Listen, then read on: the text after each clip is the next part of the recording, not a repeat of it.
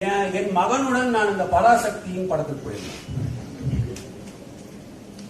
பராசக்தி படம் பார்த்து முடிச்ச பிறகு என் மகனோட வெளியில வந்து அவன்கிட்ட நான் ஒரு கேள்வி கேட்டேன்.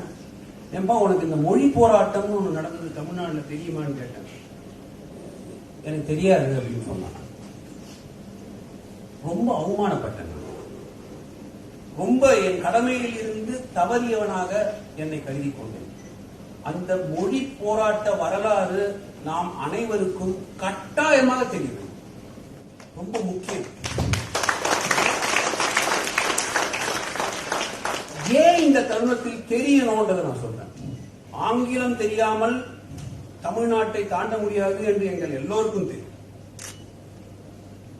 தமிழன் மற்ற மொழிகளை எதிர்க்கவும் இல்லை, மாறாக அவன் விரும்பி படிக்கவும் செய்கிறான்.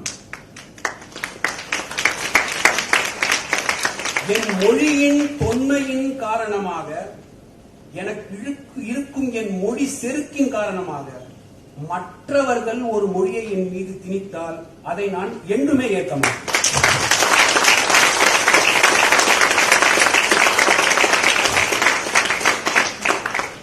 நான் தமிழன் என்று தலை நிமிர்ந்து சொல். மொழிக்கு ஒரு இழுக்கு வரும்போது உன் குரல் உயர வேண்டும். எந்த கட்டத்திலும் இந்த மொழியின் அருமையை தூக்கி பிடிப்பது நமது கடமை. அதை என்றும் மறவாதீர்கள் என்று சொல்லி இந்த வாய்ப்புக்கு நன்றி கூறி